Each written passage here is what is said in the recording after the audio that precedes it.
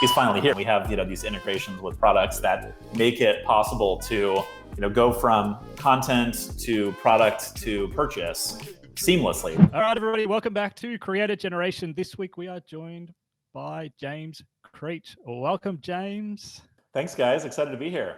Hey, look, long-time listeners know, short-term listeners know that I cooked this up, so I hand it straight over to you to give us an introduction of who you are. Sure. So I'm James Creech, co-founder and CEO of Paladin. We build influencer marketing software for media agencies, influencer marketing agencies, and talent networks. Aside from that, I also host a podcast called All Things Video. Been doing that for about 6 years. I do a bit of executive coaching and also some advisory work with early stage companies to help keep me out of trouble. So a little bit of everything, but that's kind of the overview. Random one to start with, James. We have had an internal debate about where the name Paladin came from. Sure. Well, we'll tell you what the bet is after. Exactly. I was going to say, I have time to know. So when we were starting the business, we wanted something that communicated the values that we wanted to have in the company, right? And so if we're going to get real nerdy for a second, we'll talk about, paladins were knights in the French court in the 13th century. And they were known for their tenacity and their integrity, right? Those were the values. And so we felt like that really aligned with what we wanted in the company. Of course, you're probably thinking like Paladin is also a class in World of Warcraft and D&D. I'm a gamer too, so we love that. No, I'm not. We didn't think that. Yeah, Lee said that. Lee said, "Hey, it's to do with World of Warcraft," and we're like, "No, I don't think it is necessarily to do with that." So I interned at Blizzard when I was in college and university, and had an awesome time there, but was like not a big gamer, especially not a PC gamer at the time. Had a lot of fun, but like still feel very close to the gaming world. But no, not really a big WoW guy, not a big D&D player. So yeah, it goes back to the historical context.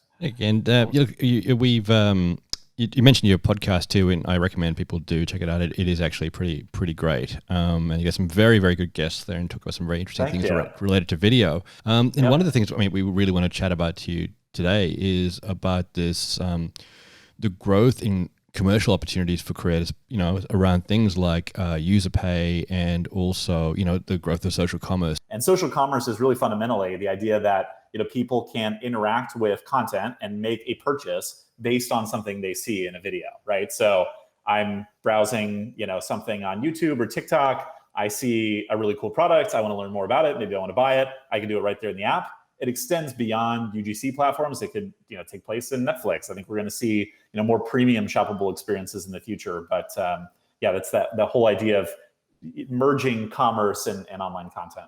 And when you think about it, it just seems like a completely logical progression. And like you said, in China, it's become enormous. It's growing in other parts of the world, obviously. But why are we slower than? Or why is the Western world slower than China? It's really anybody's guess, right? I mean, I feel like I've been hearing people promoting shoppable video for 7 years now, right? So it's kind of like VR, like maybe we just go through these cycles where it's hyped and, oh, we're so close, it's coming. And then, it fails to deliver. Obviously there are cultural differences between every territory, every country, certainly a lot of different, nuances about, say, the Chinese market compared to the US, the Australian market. I think one of the biggest differences is infrastructure, right? You think about in a lot of traditional Western markets, we have broadcast and cable television, we have movie theaters, we have this traditional internet system, and a lot of the developing world has leapfrogged some of those technologies, which have kind of served as barriers to our adoption of newer technologies more quickly, right? A great example of this, I see, like we have an office in Vietnam. So when I go to Vietnam and spend time there, I notice that so many people are spending time on mobile phones and they don't have traditional, broadcast or cable TV subscriptions. They'll watch YouTube TV and they'll cast it to a mobile device. I think that's one of the biggest obstacles is the cultural differences, the infrastructure differences, and the fact that people are only now still becoming more and more comfortable with online commerce, right? There's this idea that in the West, a lot of things feel very accessible. I can go to the store and try on a product before I decide to buy it. And maybe you don't have that same level of a network of physical retail, brick and mortar stores built out in other places of the world. So, online shopping became more prevalent faster. Why do you think creators are making that connection and convincing people to buy straight away? Well, I think number one is influencer marketing works, right? I mean, we've been following this business over a decade as it's evolved. Influencer marketing is nothing new, but its applications in a social media context are pretty profound. It's changing advertising as we know it, right? I grew up in a world of interruptive ads, as the experience, right? We watch the Super Bowl to see these ad breaks, right? But in reality, like, is that driving purchase intent? Is it driving consideration or favorability or conversion? Not necessarily, right? Not all the time. Whereas social media influencers, you feel a really close connection to this, right? And it's funny, I've been in the business for so long, and yet I didn't necessarily follow too many creators or online personalities until maybe like 2 years ago. And maybe that was just the generational gap, right? Like some people grew up on the internet, like ourselves, right? My parents grew up on TV, and this newer generation is growing up on social media. And so I just felt a little bit of a distance where I was like, I'm not really the target audience for TikTok, or I don't feel like I really care that much about Instagram. And I wanted to make more, IRL connections with friends. But, as I've discovered more and more of the incredible content creators on these social platforms, and honestly, like losing interest in some of the traditional premium content, it's become something I've been so fascinated with. And it's amazing that I have this inside perspective on it, as a practitioner of influence marketing, building tools to help with this every day. But I've also found a way to discover it and really appreciate it for myself. And it's funny because this whole time, like, I guess I've been a creator and I didn't realize it or didn't want to acknowledge it. I talked with Phil Ranta about this on my podcast recently. I asked him, Phil, do you think ultimately everyone is going to be a creator? And he said, I think we kind of already are at that point, right? Is that I've been producing a podcast for years. I'm now publishing content on LinkedIn all the time and finding ways to share things with people online. But I guess I never would have classified myself as a content creator, and certainly not as an influencer, right? I just like to help share what I've learned and connect with people through this way. And now I have a much deeper and richer appreciation for it as a result. Yeah, it's super fascinating, all this stuff, and particularly like, do you think, and like my inkling is the effectiveness of like social commerce and being able to buy is twofold. One is like now there's like the opportunity to do it really seamlessly. Like the integrations are really good. Like you can, like Shopify now has integrations with Facebook and Insta and stuff like that. So it's like, boom. But then also like that opportunity is at that point of influence, at that time that people are inspired and influenced, and the time of feeling is then you can instantly get that gratification or that thing, rather than even with social advertising, it would still be like, okay, cool, I saw that. I will then go somewhere else. Maybe later I'll share it, I'll save it. Same with TV and traditional advertising. Do you think that's kind of like the sort of holy grail that's made this accelerate to the point we're at now? I think so. And to Farhad's earlier point, right, that it feels like you're making maybe a split-second decision. I'm going to buy this product, right? I've just seen this video. But in reality, you've built this relationship with an influencer over how long, right? Maybe months, years of following their content. And so while it might seem very sudden, in reality, you know that I trust this person. I've watched so much of their content. I know what they're about. I share maybe similar philosophies or values. And I know that they're not going to recommend a product that they don't stand behind. And therefore, there's this level of appreciation, right? I mean, it's equivalent to, hey, can I trust my friend's recommendation for a great restaurant or the next, movie to watch? Knowing that we have similar tastes, it's like, okay, that saves me time, right? In the decision process and the purchase process. So while it may feel quick, it's built on this history of trust and established credibility. Mm-hmm. It's like everything in this space. Nothing is built overnight. Like the overnight sensation, the overnight purchase, I guess, or the instant purchase. That's kind of interesting dichotomy there. Sorry, Frederica. Yeah. Well, and I think the earlier point you made about now we have infrastructure to enable shoppable commerce or shoppable video in such a more meaningful way is finally here, right? We have Shopify, we have Amazon, we have these integrations with products that make it possible to go from content to product to purchase seamlessly. Whereas before it would have been, okay, hunt this down, go to the link, enter your credit card details. Right now, we've streamlined that so much that it's benefited consumers who want to engage with the content and then make a purchase. I mean, obviously, that we hear this from creators all the time when something new happens, or there's a new monetization method. They're just another layer of things they've sort of got to get their head around.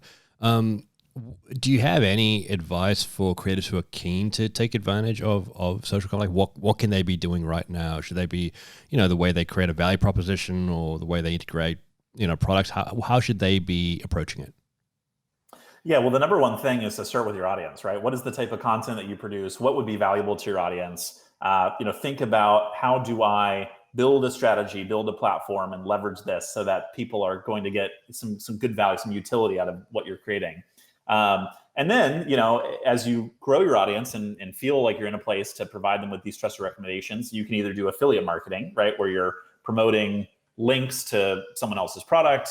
There was an example of this. Magic Links recently had a hugely successful day promoting product sales with influencers through SMS, which is a really interesting kind of case study. So there's affiliate marketing models. There are building your own brands and product identities around the influencer. Jeffree Star, right? Michelle Phan is perhaps the original example of this. Mr. Beast recently had the Mr. Beast burger where he was creating these ghost kitchens and essentially lending his brand to this idea of like creating, this nationwide burger phenomenon in the US, which is pretty cool. So there's a lot of different approaches, but again, start with the audience. What do your fans really want? What's something that you can credibly, reliably put your brand behind, whether it's someone else's product or your own product, and then find ways, ideally, that this is going to give back or help your audience. I think we've seen some incredible examples of social giving, people with raising money for a good cause or donating money to charity. There's some incredible examples of that in the influencer community. And so if you can really activate across all three of those elements, I think you've got a recipe for success. As simple as that. That's the answer we need to give people. Like, there you go. On that, then, like, do you have a thesis on what size a creator's audience needs to be before they should even consider, like, I don't want to say put their hand out, because that's what creators think they're doing. They're like, oh, I shouldn't be asking my audience for money. It's like, well, you're exchanging something of value, but whether that is content or physical product or whatever. But is there a minimum or max, like a starting point for a creator, do you think, to start leveraging their audience directly and selling to them? Well, there's a part of your question that I want to get to in a bit, which, the other side of the coin is a lot of influencers do frankly ask their audience for money all the time, right? Link in bio for merch or, asking them to tip on things like Twitch, or even now YouTube rolling out the applause feature, testing it at the moment. User pay is a whole other element to this monetization discussion. But as it relates to commerce, look, I don't think there are any hard and fast rules. I'm sure there are kind of guidelines and best practices of, don't think, if you have 500 followers on Instagram that you're going to be able to start hawking products and get brands knocking down your door. But at the same time, it's all about relative audience influence, right? So say, for instance, Brendan Gahan talking to someone about his expertise in social media marketing and what he's learned building this massive following on TikTok. If he published an ebook, like, I'm sure there are people who would pay for it. Brendan doesn't have the biggest audience in the world, but he's like a trusted resource, and the people in our space look to him as someone who's a researcher, a thinker, right? Versus someone with a massive audience who can move people to buy a product. Mr. Beast is, again, kind of the canonical example at the moment, right? You can move mountains with the size of that audience. So, and he's done so, right? With like his charitable giving, ideas, like planting trees. Next video, I moved this mountain. Yeah, right. It probably could happen. I mean, obviously, heading forward, like, what do you think are going to probably be the next sort of important or bigger trends in social commerce in the next year or two? I think it's probably no surprise to say that live streaming and social commerce are where we're seeing a lot of the traction at the moment. That's what a lot of people are talking about. You see the success of a model like Network, right, where they've created these really bespoke activations with influential voices, particularly in the kind of urban culture, hip hop community. We are also seeing early traction on Amazon Live, right? I've heard anecdotally of people really rushing into Amazon Live at the moment because of the opportunity there to drive product sales. Instagram, everybody else has a live product, so I think there's natural opportunities for commerce. All of the social platforms are leaning into it very heavily. You mentioned, right, the Shopify integrations with Facebook and Instagram. YouTube announcing just this week, I don't know when this will come out, but Neil, the chief product officer for YouTube, has said that they're leaning more into commerce this year. So I don't think it's any surprise that short form video, which of course is at the focus for every platform right now, and then live video are really probably the hallmark formats for promoting these shoppable experiences. Just a quick note, this is a cut down version of this interview. If you want to check out the whole podcast, head on over to your favorite podcast platform like Apple Podcasts or Spotify, and you can check it out there. Create a generation. Look on the mic.